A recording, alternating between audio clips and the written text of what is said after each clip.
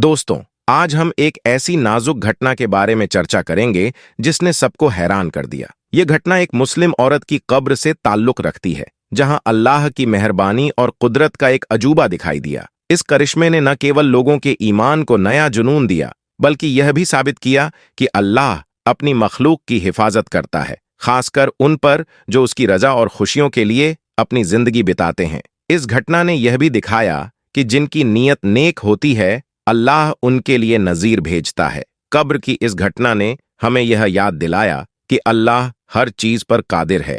इस्लाम में यह भी बताया गया है कि कब्र में अकीदत और इबादत की अहमियत होती है। अल्लाह ने इस महिला की कब्र में अपनी निशानियों का इजहार किया, जो उसके तौहीद और उसकी बेजोड़ फजल को बयान करता है। यह घटना हमें सिखाती है कि अल्लाह अपनी मखलूक के प्रति कितना रहम दिल है और कैसे वह अपने इबादतगारों की हिफाजत करता है। इस्लाम में हमें सच्ची ईमानदारी और इबादत के जरिए अल्लाह के करीब जाने का मार्गदर्शन किया गया है। दोस्तों, सच्ची हिकायत और नसीहत की किताब से यह वाकया आपको बताया जा रहा है। एक साहब कहते हैं कि मैं हर जुमा को सुबह फज्र की नमाज के बाद अपने वालिद साहब की कब्र पर जाया करता था और वहां फातिहा पढ़ता था। एक बार ऐसा हुआ कि मैं जुमे के रोज सुबह की नमाज के बाद कब्रिस्तान गया। जैसे ही मैंने कब्रिस्तान में पहला कदम रखा, मैं बहुत हैरान और परेशान हो गया, क्योंकि उस दिन कब्रिस्तान में एक खुशबू आ रही थी जो मैंने आज तक कभी नहीं सूंघी थी, और उस खुशबू ने मुझको बेचैन कर दिया,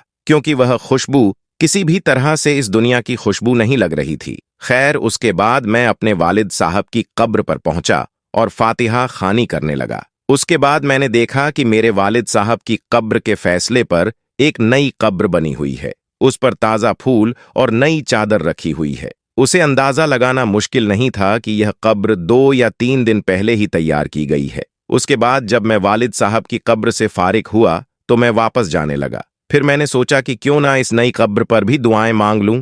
ये सोचकर मैं उसे नई कब्र की तरफ चल पड़ा और वहां जाकर मगफिरत की दुआ मांगने लगा। दुआ के दौरान मैंने महसूस किया कि जो खुशबू मैंने कब्रिस्तान में दाखिल होते वक्त महसूस की थी, वह खुशबू इस कब्र से आ रही थी। फिर मैंने उस कब्र की मिट्टी को मुट्ठी में भारत उसे मिट्टी को छूते ही एकदम से हैरान हो गया, क्योंकि उस कब्र की मिट्टी बहुत ठंडी थी, जैसे नम हो, लेकिन वह मिट्टी खुश्क थी, यानी कि सूखी थी। इसलिए मैं इस बात को देखकर भी हैरान हुआ कि इस कब्र की मिट्टी कितनी ठंडी और नम है। उसके बाद मैंने अपनी हैरत को अपने पास रखा और उस मिट्टी को वापस इस कब्र में डाल दिया और अपने हाथ झाड़ते हुए वहां से चल पड़ा और वहीं से अपनी दुकान पर चला गया और दुकान खोलकर बैठ गया। उसके बाद मेरी दुकान पर जब पहला ग्राहक आया और उसने जो सामान मुंह से मांगा, मैंने उससे वह सामान दे दिया। जैसे ही मैंने उसे सामान दिया, तब वह कहने लगा कि भाई, आज तो खुशबू बड़ी कमाल की लगाए हुए हो। उसकी बात सुनकर मैं हैरान हुआ कि भाई, कैसी खुशबू? मैंने तो कोई खुशबू नहीं लगाई है, मेरे हाथों पर तो मिट्टी लगी हुई है। देखो। यह सुनकर वह कहने लगा, क्यों मजाक कर रहे हो भाई? आपने बहुत अच्छी खुशबू लगाई है, और वह भी ऐसी खुशबू की मैंने इससे पहले कभी भी महसूस नहीं की। इतना कहते हुए वह ग्राहक वहां से चला गया। अब मैं पहले हैरान था, अब मैं उसकी बातों को सुनकर और भी हैरानगी में पड़ गया। सोचते सोचते जब मैं अपने हाथ को अपनी नाक के करीब ले गया, तो मैंने महसूस किया कि वही खुशबू है जो मेरे हाथों से आ रही है। उसके बाद पूरे दिन मैं उस नई खुशबू को महसूस करता रहा। उसके बाद मैंने कई बार अपने हाथ भी धोए थे, मगर वह खुशबू मेरे हाथों में वैसे के वैसे ही रह गई। उसके बाद अगले दिन, यानी हफ्ते के बाद, मैं न चाहते हुए भी कब्रिस्तान की तरफ चल पड़ा और अपने वालिद साहब की कब्र पर माफिरत करने के बाद उस नई कब्र की तरफ चला गया, यह सोचकर कि यह नई कब्र किसकी होगी। आखिर कौन है उस कब्र के अंदर जो इतना नेक है? आखिर उसने ऐसा कौन सा अमल किया होगा जो उसकी कब्र इतनी ठंडी और खुशबूदार है? उसने ऐसा कौन सा काम किया होगा जिसकी बदौलत उसको इतना बड़ा इनाम मिला होगा? यही बात सोच सोचकर मैं बहुत ज्यादा परेशान हो रहा था। यही बात सोचता हुआ मैं उस कब्रिस्तान के काम करने वाले के पास जा पहुंचा और उससे पूछा कि भाई, ये कब्र किसकी है? तो उसने मुझे बताया कि साहब, ये कब्र एक औरत की है। ये जानकर मैं और ज्यादा हैरान हुआ और सोचने लगा कि भला उसे औरत को यह शानदार मुकाम किस तरह से मिला होगा। उसके बाद अगला दिन एतबार का था। देर तक सोने की आदत होने के बावजूद भी मैं सुबह की नमाज के वक्त उठ गया और सीधा कब्रिस्तान की तरफ रवाना हो गया। जैसे ही मैं कब्रिस्तान के अंदर दाखिल हुआ तो मैंने क्या देखा कि इस औरत की कब्र पर एक बुजुर्ग आदमी कुरान पाक की तिलावत कर रहा है। फिर मैं अपने वालिद साहब की कब्र पर गया और दुआएं मगफिरत करने के बाद मैंने उस आदमी की तरफ देखा। वह बुजुर्ग आदमी भी उस नए कब्र पर दुआ कर रहा था। जब वह आदमी दुआ से फारिग हुआ तो मैंने देखा कि उसकी आंखों से मोटे मोटे आंसू गिर रहे थे। वह सिसक सिसक कर रो रहा था और बिलख रहा था। मैंने यह सोचा कि इस आदमी को इस कब्र में सोने वाली औरत से बहुत ज्यादा मोहब्बत रही होगी, तभी तो यह उसकी जुदाई को बर्दाश्त नहीं कर रहा है। उसकी जुदाई के गम में सिसक सिसक कर रो रहा है। मैंने देखा कि वह बुजुर्ग आदमी दुआ से फारिग होकर वहां से जाने लगा। जैसे ही वह वहां से जाने लगा तो मैंने उसको आवाज लगाई कि एक बात सुनिए, बस थोड़ी देर के लिए आप मेरी बात को सुन लीजिए। मैं माफी चाहता हूं, मैंने आपको तकलीफ दी, मगर मैं आपसे एक बात पूछना चाहता हूं। अगर आप बुरा ना माने तो मैं आपसे पूछ लूं।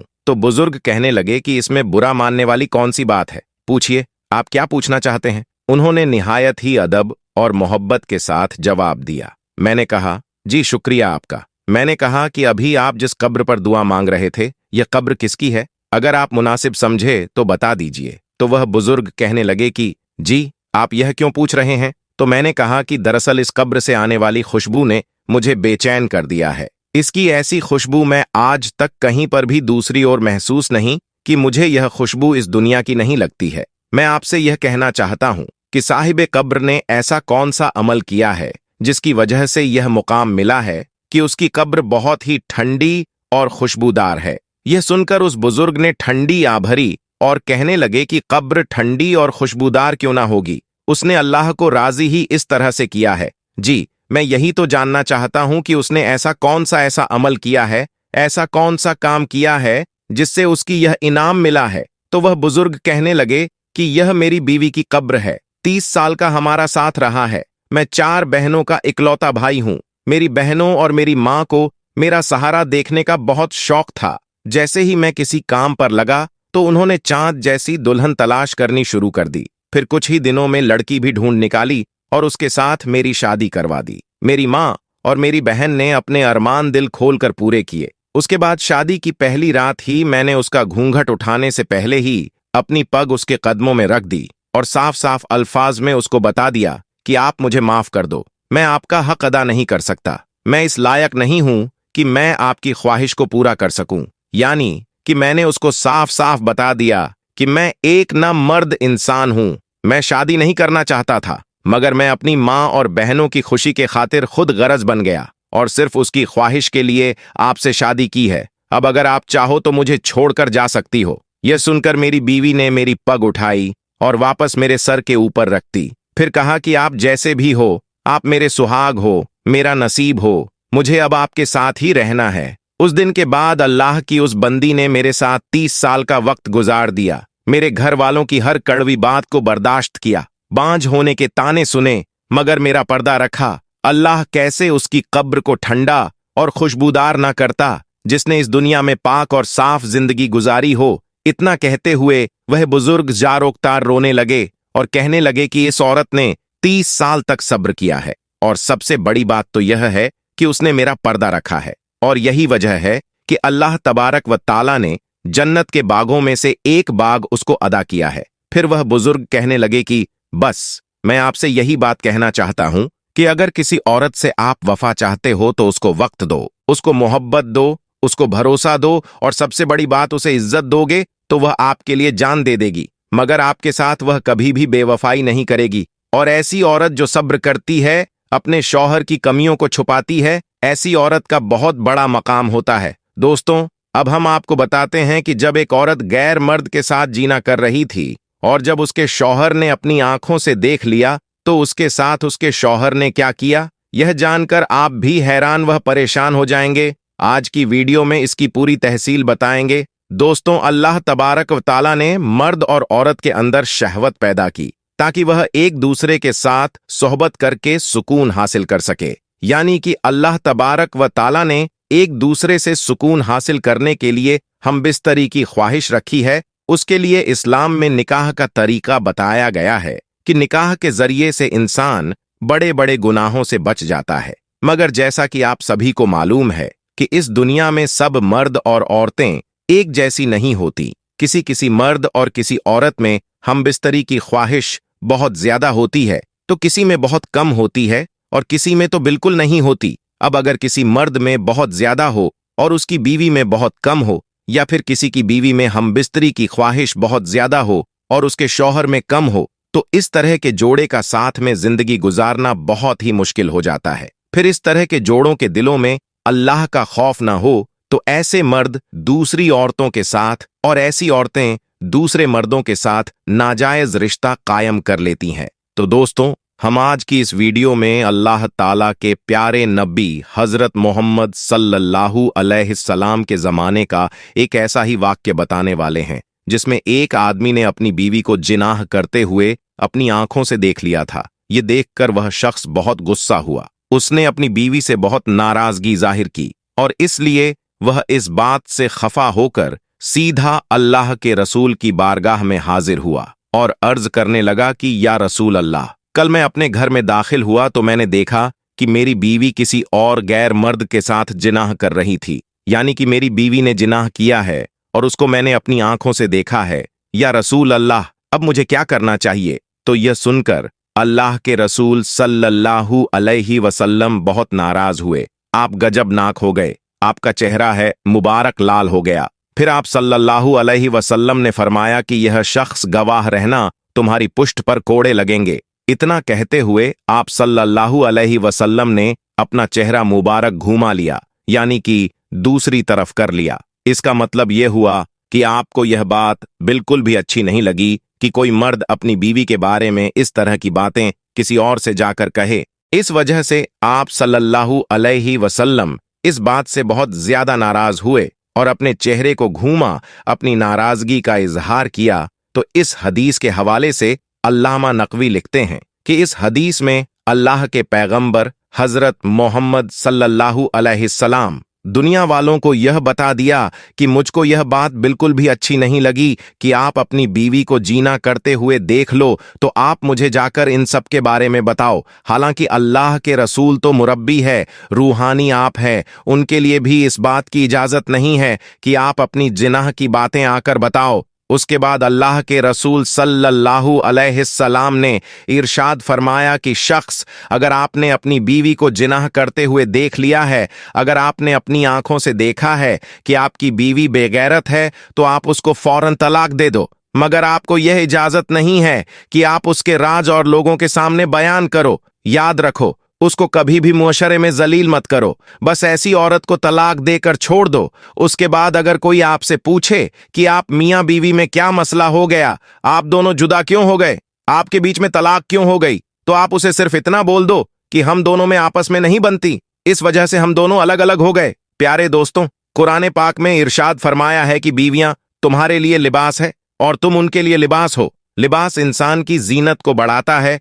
और उसको छुपाता है। इसी तरह से मियां बीवी को एक दूसरे को छुपाने की कोशिश करनी चाहिए और दूसरों के सामने एक दूसरे के ऐब को जाहिर नहीं करना चाहिए। अगर कभी किसी से कोई गलती हो जाए तो उसे नरमी के साथ सही बात समझाने की कोशिश करनी चाहिए और गलत फहमी की वजह से पैदा होने वाली बातों और इतना फसाद से हमेशा बचकर रहना चाहिए। एक दूसरे की इज्जत की हिफाजत करनी चाहिए। अब सवाल आता है कि किसी की बीवी में शहवत ज्यादा हो और उसके शौहर में बिल्कुल भी शहवत ना हो, यानी कि उसका शौहर ना मर्द हो। ऐसी सूरत में उसकी बीवी को क्या करना चाहिए? इस बारे में इस्लाम हमें क्या कहता है? अगर किसी औरत के साथ ऐसा मसला पेश आ जाए, ऐसी सूरत में बीवी को चाहिए कि उस मुसीबत में अपने शौहर का साथ दे, यानी उसका इलाज वगैरह करवाने की पूरी कोशिश करें और जहां तक मुमकिन हो सब्र से काम ले, मगर किसी के सामने अपने ऐब जाहिर न करें, यानी कि उसके बारे में किसी और से बात न करें और ना किसी गैर मर्द के साथ नाजायज रिश्ता कायम करें। हजरत अब्दुल्ला बिन उम्र से रिवायत है कि एक मर्तबा एक औरत अल्लाह के नबी हजरत मोहम्मद सल्लल्लाहु अलैहि वसल्लम की बारगाह में हाजिर हुई और अर्ज करने लगी कि या रसूल अल्लाह, मैं मेरे शौहर से खुश नहीं हूं। यानी कि कहने का मतलब यह था कि मेरा शौहर नामर्द है, मेरे साथ हम बिस्तरी नहीं करता है। मैंने कई मर्तबा उसको तलाक देने को भी कहा, मगर वह तलाक देने से भी मना कर रहा है। यह सुनकर आप सल्लल्लाहु अलैहि वसल्लम ने उसके शौहर को बुलाया और फरमाया कि यह शख्स अपनी बीवी को तलाक दे दो। इस हदीस से यह मालूम होता है कि अगर कोई औरत शादी के बाद अपने शौहर से खुश ना हो तो उसको चाहिए कि वह अपने शौहर से तलाक का मुतालबा करें। अगर शौहर तलाक ना दे तो खुला ले लें, मगर किसी और मर्द के साथ नाजायज रिश्ता कायम करने की बिल्कुल कोशिश ना करें। दोस्तों, उम्मीद करते हैं कि यह वाक्य आपको अच्छा लगा होगा। प्यारे दोस्तों,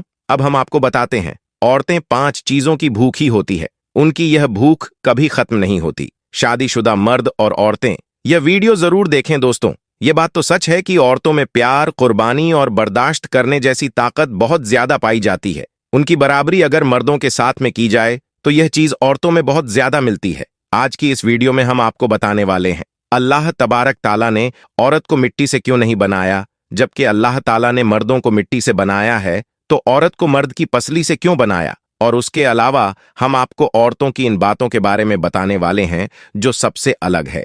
याद रखें, इन चीजों के अलावा औरतों की 5 ऐसी भूख है जिनके बारे में कहा जाता है कि वह कभी भी नहीं मिटती। यानी कि औरतों की यह 5 भूख कभी भी शांत नहीं होती। यहां तक कि औरतों की इन भूख के सामने हीरे मोती भी कम पड़ जाते हैं। अगर आप जानेंगे कि औरतों की यह 5 भूख कौन सी है जो कभी नहीं मिटती है, तो आप उनके बारे में जानकर यकीनन हैरान रह जाएंगे। इसीलिए यह वीडियो आप सभी के लिए बहुत ही ज्यादा खास है। आप इस वीडियो को आखिर तक जरूर देखें और दिल से इस वीडियो को एक लाइक कर दें दोस्तों। मर्द की पसली से औरत को बनाकर अल्लाह तबारक व ताला ने मर्दों को अपनी इस हिकमत का इशारा दिया है कि मैं इस औरत की तकलीफ फरिश्तों की लाई हुई मिट्टी से नहीं, कि मैंने उसे तुम्हारे जिस्म के हिस्से से इसीलिए निकला। यानी औरत के हद देखिए, फरिश्तों से भी उनकी बनावट का पर्दा लाजमी करार दिया गया और पहली औरत उसे मर्द की पसली से निकली, जिनकी बीवी वह कहलाई। अब बात आती है, पसली की औरत को पसली से क्यों बनाया गया? औरत पसली से ही क्यों निकली? क्या औरत को टेढ़ापन है वहीं से मिला नहीं? यहां भी हिकमत से खाली बात नहीं है। इंसानी जिस्म, दिल और बहुत से नाजुक हिस्से इसी पसली के पीछे छुपे हुए हैं। यानी उन चीजों के लिए पसली जो है वह एक ढाल है, नाजुक हिस्सों के लिए जिनकी जरूरत इंसान को जिंदा रखने के लिए बहुत ही ज्यादा जरूरी है। अल्लाह तबारक व ताला ने औरत को पसली से बनाकर यह नहीं बताया कि औरतों में टेढ़ापन है, बल्कि उस औरत को पसली से बनाकर यह बात समझा दी कि औरत वक्त पड़ने पर ढाल बन सकती है। तो अब हम आपको बताते हैं कि औरत की 5 भूख के बारे में। तो चलिए शुरू करते हैं। नंबर 1, सजना संवारना, यानी कि बनाव श्रृंगार करना। भले ही औरतों को सजने और संवरने का पूरा हक है और उसके बगैर एक औरत अधूरी मानी जाती है, मगर औरतों का बनाव श्रृंगार सिर्फ उसके शौहर के लिए ही आया है और फरमाया गया है कि जो औरत सिर्फ अपने शौहर के लिए ही बनती है तो ऐसी औरत अल्लाह के सबसे नजदीक होती है। याद रखिएगा, बनाव श्रृंगार औरतों की खूबसूरती बढ़ाने के साथ साथ औरत की इज्जत को भी बढ़ाता है। लेकिन क्या आप जानते हैं कि औरत की यह भूख कभी भी कम नहीं होती? यानी कि औरतों की यह सजने संवरने की भूख कभी भी नहीं मिटती, बल्कि उनकी यह भूख और ज्यादा बढ़ती जाती है। नंबर 2, धन दौलत और जिंदगी। औरतों में धन और दौलत और ज्यादा जिंदगी पाने की लालसा भी कम नहीं होती। मर्दों के मुकाबले में औरतों में यह बातें ज्यादा पाई जाती है। वैसे लंबे वक्त तक जीने की चाहत तो हर इंसान में होती है, मगर यह औरतों में कुछ ज्यादा ही पाई जाती है। यही वजह होती है कि औरतें मर्दों के मुकाबले में ज्यादा डरपोक होती हैं। उसके अलावा धन दौलत पाने की ख्वाहिश भी औरतों में कूट कूट कर भरी हुई होती है और औरतों की यह भूख भी कभी काम नहीं होती। नंबर 3, खाने पीने की भूख। कहा जाता है कि औरतों में खाने पीने की भूख भी मर्दों के मुकाबले में ज्यादा होती है। सुनने में आपको शायद यह अजीब लगे, मगर यह सच है कि औरतों में यह चीज बहुत ज्यादा पाई जाती है। खाने पीने के मामले में औरतें मर्दों से ज्यादा शौक रखती हैं। इसका मतलब यह है कि औरतों को मर्दों के मुकाबले में दोगुनी भूख लगती है। सेहत के लिहाज से भी अगर देखा जाए तो कहा जाता है कि औरतों को मर्दों के मुकाबले में ज्यादा कैलोरी की जरूरत होती है। इसीलिए औरतों को मर्दों से ज्यादा भूख लगती है। उनकी यह भूख भी कभी नहीं मिटती। नंबर 4, शर्म लिहाज। वैसे भी अपने आम बोलचाल की जबान में सुना ही होगा, शर्म लिहाज एक औरत का गहना होता है। इसका मतलब यह है कि एक औरत में शर्म लिहाज मर्दों के मुकाबले में बहुत ज्यादा पाया जाता है। यही वजह है कि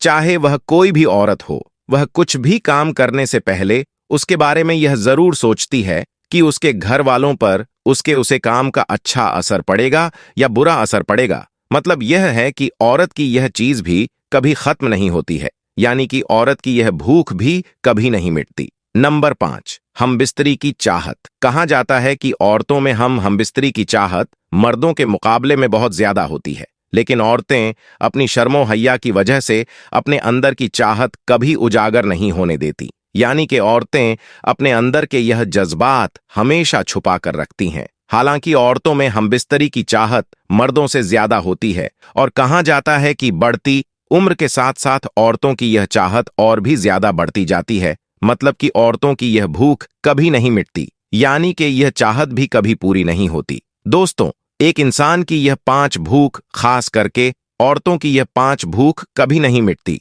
उनके लिए एक औरत के लिए हमेशा भूख ही रहती है, भले ही उसे यह चीज कितने ही ज्यादा क्यों न मिल जाए, लेकिन उसकी चाहत कभी काम नहीं होती। तो हजरत फातिमा अल्लाहु ताला अन्हा, जो हमारे प्यारे नबी हजरत मोहम्मद की प्यारी बेटी है और हजरत अली रज़ी अल्लाह ताला अन्हा की बीवी है, और जन्नत के नौजवानों के सरदार इमाम हसन और इमाम हुसैन की वालिदा है, हजरत फातिमा रज़ी अल्लाह ताला अन्हा कुछ औरतों को दीन की बातें सीख रही थीं। इतने में एक औरत निहायत ही अदब के साथ अर्ज करने लगी, या बिनते रसूलुल्लाह, वह कौन सी औरतें हैं जिनको अल्लाह तबारक व ताला पसंद नहीं फरमाता और जिनके घर अल्लाह कभी आबाद नहीं करता। बस जैसे ही हजरत फातिमा रज़ी अल्लाह ताला अन्हा ये सुना तो आप फरमाने लगी, यह औरत मैंने अपने बाबा नबी पाक से सल्लल्लाहु अलैहि वसल्लम से सुना है। ये 3 औरतें ऐसी हैं जिनको अल्लाह पाक कभी पसंद नहीं फरमाता और उन 3 औरतों के घरों को अल्लाह कभी आबाद नहीं करता।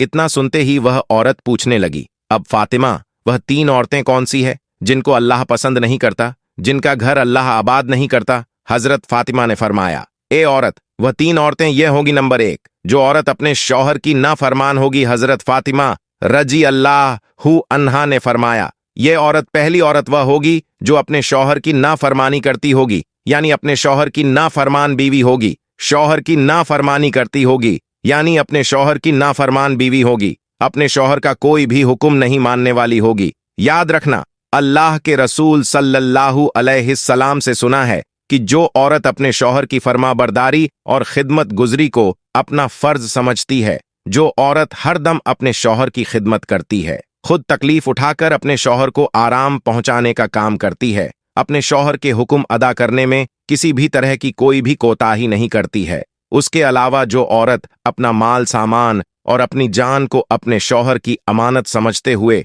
हर चीज की हिफाजत और निगरानी करती है, यानी कि जो औरत किसी गैर महरम की तरफ अपनी आंख उठाकर भी नहीं देखी है और ना ही किसी गैर महरम की नजर अपने ऊपर पड़ने देती है, तो औरत, याद रखना, ऐसी औरत को अल्लाह बहुत ज्यादा पसंद करता है और ऐसी औरतों का घर ही अल्लाह हमेशा आबाद रखता है। और जो औरत अपने शौहर की खिदमत गुजरी को अपना फर्ज नहीं समझती, तो ऐसी औरत के घर को अल्लाह कभी आबाद नहीं करता। नंबर 2, वह बेपर्दा औरत। हजरत फातिमा रद्दी अल्लाह ताला अन्हा ने फरमाया, दूसरी औरत वह होगी जो इस दुनिया में पर्दे का ख्याल नहीं करेगी, यानी कि बेपर्दा औरत। मैंने रसूल अल्लाह सल्लल्लाहु अलैहि वसल्लम से सुना कि अल्लाह ऐसी औरतों को नापसंद करता है जो इस दुनिया में पर्दा होकर घूमती फिरती रहती है, यानी कि पर्दे का ख्याल नहीं करेगी, अल्लाह के हुक्म को नहीं मानेगी। जन्नत में हर कोई अल्लाह का दीदार करने की ख्वाहिश रखेगा, मगर जो औरत है इस दुनिया में पर्दे की हालत में रहेगी,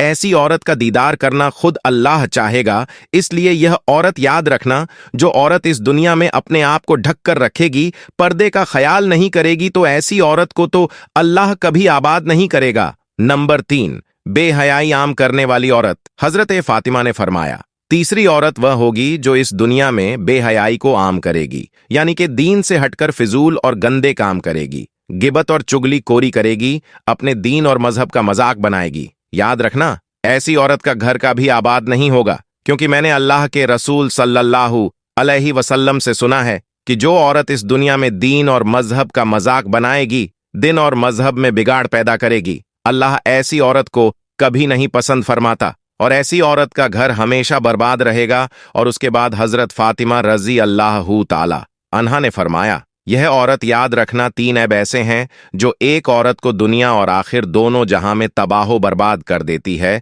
इसलिए अगर तुम दोनों जहानों में कामयाब होना चाहती हो, दुनिया और आखिरत में कामयाब होना चाहती हो, तो इन 3 बुरी आदतों से आज इस सच्चे दिल से तौबा कर लो। अगर एक औरत है, शादीशुदा है, तो उसे बस अपने शौहर की फरमाबरदारी करनी चाहिए और अपने शौहर से मोहब्बत करनी चाहिए। पर्दे का इस्तेमाल करना चाहिए, क्योंकि हमारी इज्जत कीमती है और इस्लाम की शहजादियों को तो पर्दे में रहना ही चाहिए। उनके गिलाफ सिर्फ कुरान शरीफ के ऊपर ही चढ़ा होता है, क्योंकि वह पाक किताब है और वह ज्यादातर औरतें में चुगली बहुत देखने को मिलती हैं। और जो मर्द अपनी बीवी का मजाक उड़ाते हैं, तो ऐसे इंसान के लिए दौलत के दरवाजे बंद हो जाते हैं और इंसान मुफलिस बनकर परेशानी में हो जाता है।